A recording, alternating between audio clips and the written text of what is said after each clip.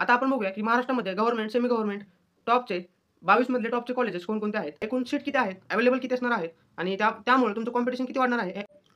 नमस्कार मित्रांनो, मी दीपक हजारे. आजच्या व्हिडिओमध्ये एक महत्त्वाचा टॉपिक आपण डिस्कस करणार आहोत. तो म्हणजे की महाराष्ट्रामध्ये एकूण गव्हर्नमेंट, सेमी गव्हर्नमेंट आणि प्रायव्हेट असे 3 प्रकारचे कॉलेज मिळून एकूण सीट किती आहेत? अवेलेबल किती असणार आहेत? आणि त्यामुळे तुमचं कॉम्पिटिशन किती वाढणार आहे? हे आपण या व्हिडिओमध्ये डिस्कस करणार आहोत. त्याबरोबरच महाराष्ट्रामधील टॉपचे 10 गव्हर्नमेंट, सेमी गव्हर्नमेंट कॉलेज आपण बघणार आहोत आणि ते टॉपला किंवा त्यांची रँक कशामुळे आहे हे पण आपण बघणार आहोत. जेणेकरून तुम्हाला नीट 2025 झाल्यानंतर तुम्हाला एक प्रेफरन्स लिस्ट बनवण्यासाठी मदत होणार आहे. चला तर मग व्हिडिओला सुरुवात करूया. पहिल्या पॉईंटमध्ये आपण बघूया की टोटल सीट्स किती आहेत. तर गव्हर्नमेंट आणि सेमी गव्हर्नमेंट कॉलेज मिळून एकूण टोटल आकडा होतो 22 आणि त्यामध्ये जर बघायला गेलं आपण तर 1800 आपण क्रॉस केलं तर 1800 सीट तुम्हाला बघायला भेटतील किंवा अवेलेबल राहतील. आणि प्रायव्हेट कॉलेज टोटल बघितले तर कॅप राउंडमध्ये तुम्हाला 95 किंवा 1-2 ॲड होऊ शकतात आपल्या 2025च्या काउन्सिलिंगमध्ये. पण आपण जर ग्रॉस बघितलं तर किती असणार आहेत सीट्स, तर जवळपास 8000. म्हणजे असे मिळून तुम्हाला मॅक्स टू मॅक्स BMSमध्ये प्रायव्हेट, सेमी गव्हर्नमेंट, गव्हर्नमेंट मिळून एक 10,000 सीट्स तुम्हाला अवेलेबल असतील नीट 2025च्या काउन्सिलिंगमध्ये.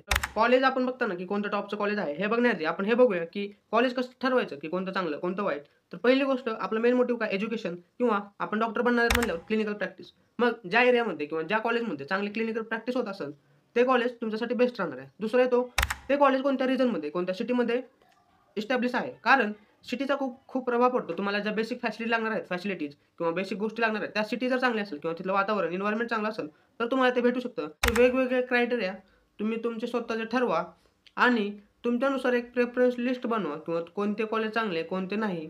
पण पहिल्या प्रेफरन्समध्ये किंवा पहिली विचार करण्याची गोष्ट कोणती, जे आहे आपलं मोटिव्ह, एज्युकेशन किंवा क्लिनिकल प्रॅक्टिस जिथं चांगली भेटेल ते तुम्हाला कॉलेज चांगलं असणार आहे. आता आपण बघूया की महाराष्ट्रामध्ये गव्हर्नमेंट, सेमी गव्हर्नमेंट टॉपचे 22 मधले टॉपचे कॉलेजेस कोणकोणते आहेत? पहिलं कॉलेज आहे आर्य पोद्दार.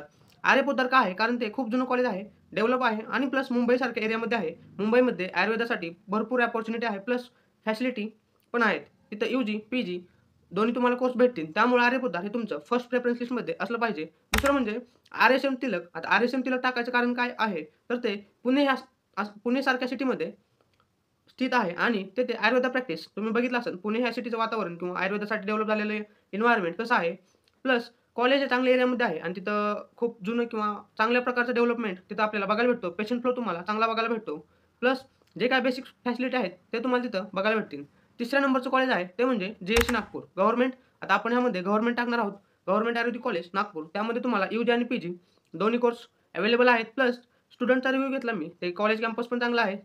नागपूर सिटी पण चांगली आहे. त्यामुळं तुमचा थर्ड प्रेफरन्स हा गव्हर्नमेंट आयुर्वेदिक कॉलेज नागपूर राहायला पाहिजे. आणि चौथा आहे गव्हर्नमेंट आयुर्वेदिक कॉलेज नांदेड.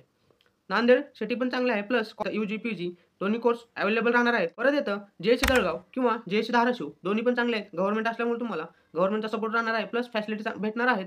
एज्युकेशनल थोड्या अकॅडमिक कमी भेटणार आहेत किंवा सिटी थोड्या अंडर डेव्हलप असल्यामुळे तुम्हाला थोडी अडचण येऊ शकते. पण गव्हर्नमेंट असल्यामुळे ते बेस्ट राहील. आणि नंतर येतं गव्हर्नमेंट आयुर्वेदिक कॉलेज बारामती. जर तुम्हाला पुणेसारख्या एरियामध्ये कॉलेज असावं वाटत असेल किंवा पुण्यामध्ये भेटत नसेल तर गव्हर्नमेंट आयुर्वेदिक कॉलेज बारामती हे तुमच्यासाठी बेस्ट ऑप्शन आहे. कारण जर तुम्ही कॅम्पस व्ह्यू बघितला किंवा बारामती सिटी बघितली डेव्हलप होत आहे किंवा पुण्यासारखी डेव्हलप होणार आहे आणि बारामतीमध्ये पण आयुर्वेदिक प्रॅक्टिस भरपूर म्हणजे चांगल्या प्रमाणात चालू होत आहे. पुण्यासारखी प्रॅक्टिस बारामतीमध्ये पण होणार आहे किंवा आता चालू आहे. म्हणूनच बारामती हे तुमचं प्रेफरन्स लिस्टमध्ये असलं पाहिजे. आता येतो वसंतदादा पाटील आयुर्वेदिक कॉलेज महाविद्यालय सांगली. हे पण खूप चांगलं कॉलेज असं ऐकलं आहे मी. कारण त्यांचं कॅम्पस पण चांगलं आहे आणि सांगलीसारख्या एरियामध्ये आहे. टीचिंग स्टाफ पण चांगला आहे. प्लस तिथं हॉस्पिटल किंवा पेशंट फ्लो चांगला तुम्हाला बघायला भेटेल. पुढचं कॉलेज आहे ते म्हणजे AMP पंचवटी नाशिक. नाशिकसारखी सिटी तुम्हाला भेटणार आहे. प्लस सेमी गव्हर्नमेंटचं हे कॉलेज आहे. तिथं तुम्हाला बेसिक फॅसिलिटी भेटून जातील. प्लस कॉलेज चांगलं असल्यामुळे किंवा जुनं असल्यामुळे तुम्हाला एज्युकेशनल अकॅडमिक चांगलं बघायला भेटेल.